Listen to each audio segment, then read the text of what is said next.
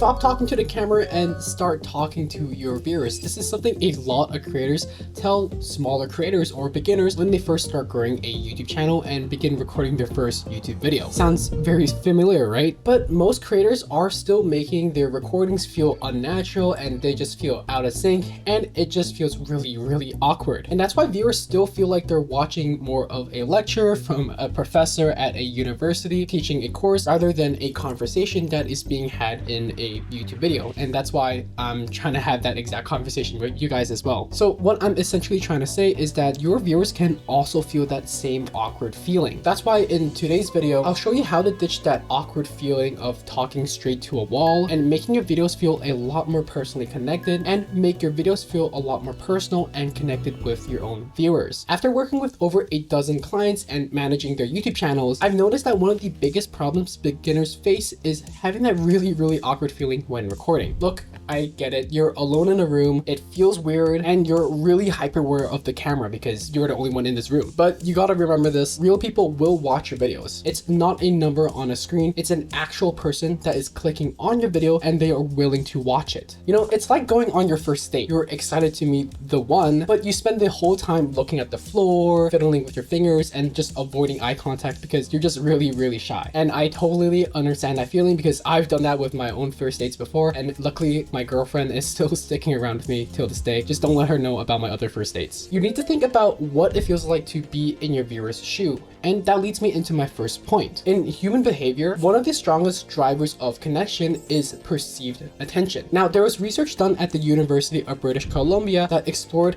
how real or simulated eye contact triggers a social bonding cue response in the person's brain. And this is how a lot of people are able to build trust and engagement with another individual. So taking this into mind, when you're recording your own YouTube videos, you gotta think of your camera as your own viewer's eyes. Avoiding it signals a lot of disinterest, which makes the interaction feel a lot more awkward and feels really weird for the both of you, whether you're behind the camera or behind the screen. Looking straight into the camera, which I'm doing right now, creates that same social cue that everyone gets in real life. So this is how you can make your videos sound like you're having a real conversation with your viewers, and that's exactly what I'm just trying to portray right here. And when they feel that same level of connection just by looking into the screen and looking at your eyes, you stop feeling like you're just talking to a wall and you really do feel like you're talking to a person. And that's the first point I really wanted to raise, is that you want to treat your camera as if it's a real person. Now, with that being said, understanding how your viewer thinks is quite important, but so is making the recording process a lot easier for yourself. And one way to make this a lot easier for yourself is to record your sessions in different reps. Instead of pressuring yourself to nail the video in one single take, which is quite impossible, you want to break it down into smaller sections or bullet points. The reason why you want to do this is because it's just easier to remember, it reduces performance anxiety, and it lets you deliver information more naturally. And when it comes to post-editing, you can just take all of these clips together, splice it together, and make it look like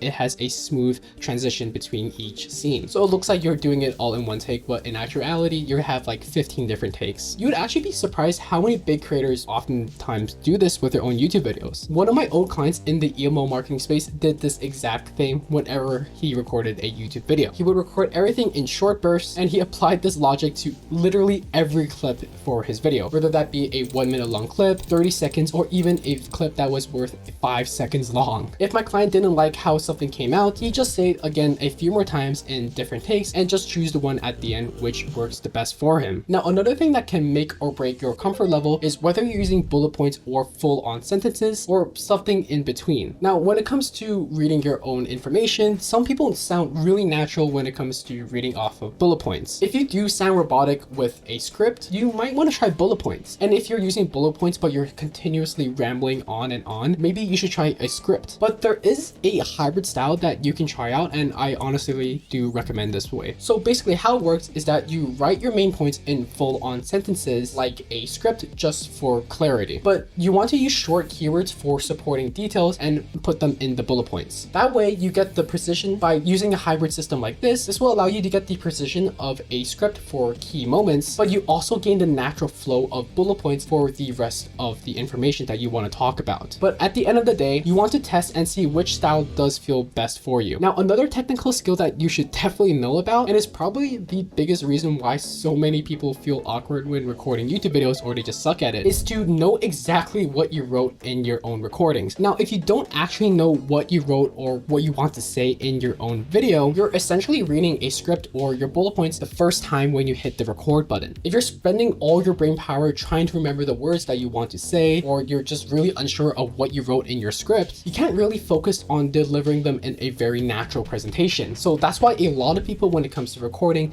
they stumble, they fill the spaces with a lot of and go completely blank in their minds. And that's how they develop that feeling that you have to restart the recording and do everything all over again. So once you've written all the information and points you want to talk about, you should definitely run through your script or your bullet points 2 to 3 times before you hit that record button. You want to say them in your own words without actually looking at the script too often. You don't need to memorize them word for word off the top of your head, because I literally have my own script on my computer right there, just behind the camera. But you should know the main idea behind it and expect to know what comes after what you want to say. And as a final tip on getting better at recording, try practicing talking to the camera without the recording. So in other words, what I'm trying to say is that you should try practice talking to the camera first before you hit that record button. So what this actually does, it gets you out of that mindset of, holy crap, this has to be insanely perfect and that I have to get everything just from the get-go. Oh my god, it's not perfect. Now, if you've ever seen any behind the scenes footage of your favorite movie, you'll notice that they do multiple takes of the exact same scene, and there's hours of practicing going behind it. And this includes how the actor performs, where the camera has to be moving, when the lighting cues in, etc. But don't get me wrong on this point. You don't need to practice the whole video before you hit the record button, because sometimes you don't know how long the recording might be. It might be 20 minutes long, 8 minutes long, might be even an hour and 40 minutes long. You just don't know. And running through your entire video is just a waste of time. Really, all you have to do is just run through the hook, which is the most important part for a video, and only the key sentences for each of the points that you want to talk about in your own video. Both of these two areas where you do want to practice is probably the most important when it comes to recording. And with that short warm-up alone, it makes a huge difference in boosting your confidence and getting a lot more comfortable behind the camera. And that's pretty much everything you have to know when it comes to getting better at recording YouTube videos. Look, I totally get why you might feel awkward in the beginning when recording your first YouTube videos. I've been there, I've understood that feeling, and I've wasted countless of hours just restarting the camera and hitting the record button all over again because I felt it wasn't perfect. But once you apply all of these tips that I'm just telling you about right now, it definitely gets a whole lot easier for yourself, and it does feel significantly a lot better. But with that being said, the right tool can definitely make that connection a lot smoother for yourself. So if you want to learn a little bit more on some tools that you could be using for a